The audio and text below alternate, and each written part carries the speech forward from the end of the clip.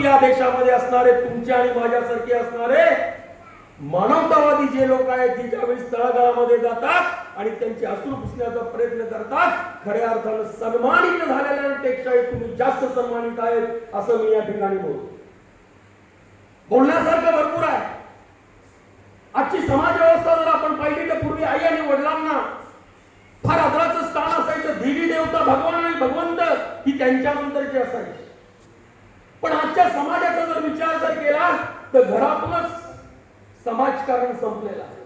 ज्या मातेनं, ज्या आईनं, ज्या वडिलांना, ज्या आईनं 9 दिवस आणि 9 महिने स्वतःच्या उदरामध्ये बाळ ठेवून अनंत वेदना सहन करून ज्या बाळाला जन्म दिला जातो त्या बाळाचं संगोपन केलं जातं, चांगल्या वैचारिक पातळीवरती त्याला नेलं जातं आणि हाच बाळ पुढे मोठा झाल्यानंतर आपल्या आई वडिलांना वृद्धाश्रमात सोडतो.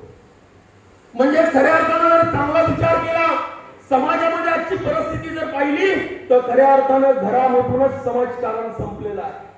घरामधूनच समाजसेवा संपलेली आहे.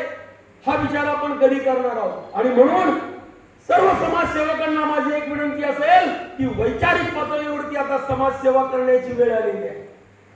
जी प्रत्यक्षात जाऊन आपण समाजसेवा करतो, असणाऱ्या गोरगरिबांना जे दान करतो, समाजामध्ये असणारा अंधकार जो दूर करण्याचा आपण प्रयत्न करतो, तो आता व्यक्तिशः समोर जाऊन करण्याची वेळ आलेली आहे. नुसतं पत्रकारिता करून एक मी समाजसेवक म्हणून स्वतःचा आदर करून घेणं हे आता शक्य नाही.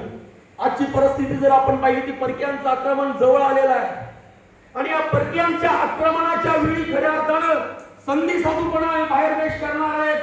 अशा वेळी या देशाला वाचवण्याचं काम ना सरकार करू शकत, ना कुणी राजकारणी करू शकतो तो फक्त समाजसेवक. कारण या देशाचा इतिहास आहे की भारताला स्वातंत्र्य मिळवून देण्यासाठी सुद्धा समाजसेवक आणि देशभक्त उपयोगी आलेले आहेत. खऱ्या अर्थानं मी जगापर्यंत आभार मानतो की दरवर्षी हा कार्यक्रम 2 ते 3 वेळा साजरा केला जातो. वेगवेगळ्या संघटनेच्या मार्फत, वेगवेगळ्या संस्थेच्या मार्फत साजरा केला जातो. का? तळागाळामध्ये तुमच्या माझ्यासारखे जे समाजसेवक आहेत, जे सामाजिक कार्य करतात, स्वतःचा संसाराचा गाडा ओढत असताना एक सामाजिक बांधिलकी जपतात आणि त्या सामाजिक बांधिलकीतून आपण कमवत असलेल्या पैशामधनं काही टक्के वाढत पैसे समाजासाठी खर्च करतात आणि त्याच्यावरती समोरच्यांचं जीवन उंचावण्याचं काम करतात. आणि या उंचावण्याचं काम करत असणाऱ्या समाजसेवकांना खऱ्या अर्थानं आधार देण्याचं काम, ही समाजसेवा कुठेतरी कायमस्वरूपी टिकली पाहिजे. हा समाजसेवक आहे, हा शेवटपर्यंत टिकला पाहिजे, याला आधार देणं गरजेचं आहे. मायेनं त्याच्या पाठीवरती थाप टाकण्याचं गरजेचं आहे. कारण तो सबलतेने या ठिकाणी उभा राहिला पाहिजे आणि या भारत देशामध्ये एक चांगली सामाजिक क्रांती झाली पाहिजे. हाच एक उच्च कोटीचा विचार घेऊन या सर्व जळगाव जिल्ह्यातील संस्था या ठिकाणी कार्यरत आहेत. या सर्व संस्थांचं खऱ्या अर्थानं आपण टाळ्या वाजवून या ठिकाणी त्यांचं अभिनंदन केलं पाहिजे. साहेब, ज्या वेळी आम्ही समाजामध्ये फिरतो आणि समाजामध्ये ज्यावेळेस खऱ्या अर्थानं अंतकरणापासून सत्सद बुद्धी जागृत करून खऱ्या अर्थाने मदतीचा हात आम्ही ज्यावेळी समोर करतो त्यावेळी अनंत अडचणींना सामोरं जावं लागतं. अनंत अडचणी समोर येतात. कुणी वेडा म्हणतं, कुणी राजकारणातून विरोध करतं, आडवा पाय घालण्याचं काम करतं.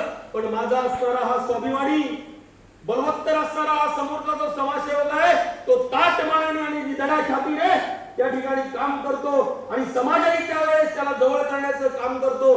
पण काही लोक असे असतात की त्यांच्याकडनं अडचणी निर्माण करण्याचं काम करतो. प्रशासनाकडे आम्ही ज्यावेळेस अशा तक्रारी घेऊन जातो त्यावेळेस त्या ठिकाणी विचार निश्चितच केला जातो, नाही असं नाही, परंतु तो थोड्या कालावधीपुरता त्या ठिकाणी विचार केला जातो.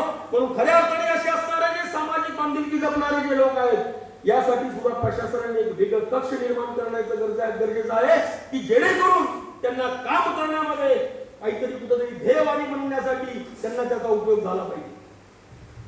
आजची जर परिस्थिती जर पाहिली तर भर दिवसा माझ्या आई आणि बहिणीवरती बलात्कार होतो. कालचं नाशिकचं प्रकरण जर आपण पाहिलं साहेब तर या नाशिकच्या प्रकरणामध्ये आपण चांगलं चिंतन केलं तर हे नाशिकचं प्रकरण 1 वर्षापूर्वी कुणी जर उघडं केलं असेल तर ते माझ्या पत्रकार म्हणून उघडं केलेलं आहे. म्हणजे अन्याय विरुद्ध लढण्याची जी ताकद आहे ती फक्त समाजसेवा करणाऱ्या व्यक्तीमध्ये व्यक्तीमध्येच आहे, बाकी दुसऱ्या कोणत्याही व्यक्तीमध्ये